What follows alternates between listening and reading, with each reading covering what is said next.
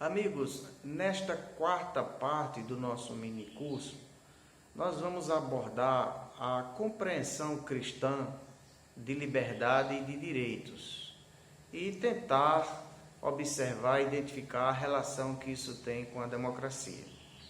Vejam, um dos problemas, uma das fontes de conflitos muito grande das democracias tem sido exatamente essa ideia de direitos e a compreensão de liberdade e pôr em prática isso. Não é tarefa fácil, não é? Os indivíduos têm o desejo natural de exercer sua liberdade e então vêm os sistemas democráticos para, delimitar marcos para o exercício dessa liberdade. De modo geral, um dos problemas das democracias modernas tem sido o de dar um sentido estritamente individualista às liberdades. A cosmovisão cristã compreende a liberdade do cidadão em referência a outros e aos próprios grupos. O Gardner diz que quando não se tem isso, você põe em risco a liberdade de todos e, na verdade, prepara o ambiente para o aparecimento da tirania do mais forte. Então, a liberdade, do ponto de vista cristão, presume considerar direitos de outros, de grupos e da sociedade como um todo, não é verdade? Mas a liberdade é um conceito muito fugidio, muito complexo. Então, nós aqui queremos estabelecer um diálogo entre o que o cristianismo, ou a visão bíblica, pode apontar como direitos dos homens e como liberdade e em que medida isso pode reforçar, inclusive, os sistemas democráticos. Porque, claro, implicitamente e mesmo explicitamente, em muitos episódios, em muitos ensinos e narrativas bíblicas, está claro que os homens, eles são livres, eles têm direito de falar, de votar, de ter uma religião, de fazer suas escolhas, A famosa e conhecida lei do livre arbítrio, Os homens têm liberdade. A fé bíblica, ela fornece elementos suficientes para que se reconheça isso daí. Os homens são responsáveis. A própria responsabilização do homem pelos seus atos já traz em si a ideia de que ele é livre. E também a existência de direitos que são inalienáveis, não é verdade?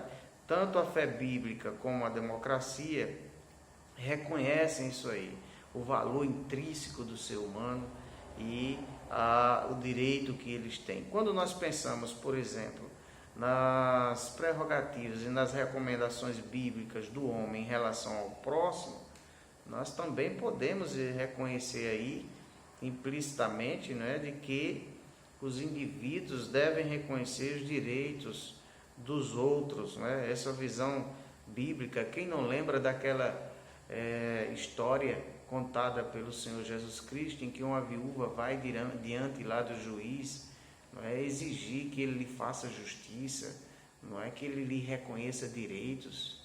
E diz a narrativa contada por Jesus Cristo que o juiz, ele não temia a Deus, não respeitava o homem, nem gostava de fazer justiça. O que é que está claro nesse ensino do Senhor Jesus Cristo? De que há direitos que as pessoas têm, não é verdade? E sobretudo os direitos à justiça, e que muitas vezes não são respeitados. Então o cristianismo, ele reconhece as liberdades e, por conseguinte, a existência de direitos naturais do ser humano decorrentes da sua própria dignidade. Por outro lado, a vitalidade da democracia, diz Gardner, depende do verdadeiro sentido de unidade entre os cidadãos do país, a não ser que se reconheça a responsabilidade de cada um por todos e de todos por cada um, há pouca possibilidade de que interesses em conflito se resolvam em termos de bem-estar comum. Vejam, a vitalidade da democracia depende disso, de se reconhecer os direitos dos cidadãos uns dos outros, porque senão você vai ter um esgarçamento do tecido social, não resta dúvida. Também o cristianismo não pode ser, de acordo com a ideia de que os indivíduos buscando o seu próprio interesse, focados no seu próprio interesse, já é suficiente para que a sociedade alcance harmonia. Não encontra amparo na Bíblia, né, nos ensinos cristãos, essa perspectiva, não é? Não é possível alcançar o bem-estar social preconizando que cada um cuidando de si apenas, não é? Como é um pressuposto da ideologia liberal, que cada um procurando o seu próprio bem-estar vai resultar no bem-estar de todo mundo. Não encontra amparo em nenhum princípio bíblico. Pelo contrário, a própria noção de amor, ágape, da Bíblia, não é? Recomenda que se deve buscar o interesse do outro, que se deve promover o bem do outro, não é verdade? O cristianismo, ele nesse sentido pode contribuir com a democracia, não é?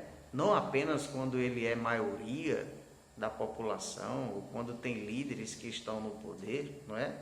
Mostrando que é possível promover até uma consciência pública, elevar o padrão moral de convivência, não é? E incentivar a busca pela justiça social, porque os cristãos estão interessados, não é, no bem comum, amar a Deus e ao próximo como a si mesmo. Como é que eu posso exercitar isso, não é, vendo o ser humano muitas vezes em desgraça, em desvantagem, excluído por políticas, não é, por tomadas de decisão governamentais, por estruturas, não é, que promovem isso, a exclusão permanente, não é, a indignidade humana. É uma contradição dentro da nossa sociabilidade cristã, nos nossos templos, nas nossas igrejas. Nós estamos lá então adorando a Deus, dizendo que amamos a Deus, e nos deparamos no ambiente externo com uma série de práticas governamentais que excluem o indivíduo, né, que massacram os mais fracos. É uma incompatibilidade, não é? E claro, as sociedades modernas se tornaram impessoais, complexas. Não é suficiente, às vezes, a caridade pessoal, não é? Ou mesmo grupal. É sempre louvável as boas atitudes, as boas ações recomendadas pela Bíblia, não é? O ajuntamento de pessoas em projetos, em desafios de mudança e de transformação social sempre é muito interessante. Mas a maior contribuição que o cristianismo pode dar nos tempos atuais, que, claro, as sociedades se tornaram muito complexas. Então, muito do que ocorre na sociedade depende da qualidade dos governos. Então, os cristãos, nesse sentido, devem compreender que o bem que eles querem pelo próximo, o amor que querem ao próximo, recomendado pela Bíblia, inclusive de que os nossos talentos, os nossos recursos sejam colocados a serviço de Deus e do próximo. Então nós devemos estender isso à exigência de que os governos promovam o bem comum, acolham os mais fracos, os órfãos, as viúvas. Está claro no texto bíblico, não é, que a nossa fé deve se estender a isso, sem necessariamente nós nos comprometermos com qualquer ideologia política, não é? É resultado da fé cristã o interesse pelo próximo, e é consequência disso a denúncia, o combate a qualquer ação, não é, seja de quem for, inclusive do governo, que não promova o ser humano, que não promova a justiça. Nesse sentido, e em último lugar, nós devemos também entender que a esfera da igreja é diferente da esfera do Estado, né? Biblicamente, todos nós estamos subordinados ao reino de Deus, não é? E por estarmos em primeiro lugar subordinados ao reino de Deus, é que nós não temos como cristãos, não é, como compactuar com práticas e políticas que ferem o princípio sagrado do amor ao próximo, não é? Encontramos na Bíblia bastante respaldo para afirmarmos que o reconhecimento bíblico da dignidade humana, dos direitos do homem, não é, nos leva necessariamente a uma prática social, cristã e política que seja de acordo com isso. Para concluir, eu quero citar um cientista político chamado Mark Lilla, que falando sobre os problemas sociais do nosso tempo, ele aponta, né, uma das causas disso tudo é a perda da solidariedade cristã, que informava, né, sobretudo na realidade dele lá nos Estados Unidos, muitos avanços, né? Você tem a história de Martin Luther King, né, de pessoas que no meio cristão se levantaram contra as injustiças do seu tempo. Hoje há uma perda disso. E surpreendentemente, né, e de maneira estranha, aterrorizante até, não é? Muitos segmentos cristãos estão dando suporte a ideologias e práticas políticas que estão focadas, não é, em perpetuar injustiças e promover privilégios aos que já têm muito privilégios, não é? Não está de acordo com o modo bíblico, o modo cristão de se colocar diante da sociedade. Então, assim nós concluímos essa parte destacando que nós temos subsídios suficientes, né, para entender que, como cristãos, nós podemos contribuir com a melhoria da vida humana, não é? Defendendo os direitos, sobretudo dos mais fracos e dos excluídos. Isso não faz de nós necessariamente alguém de esquerda, nada contra quem é de esquerda, ou não faz da gente um comunista, não.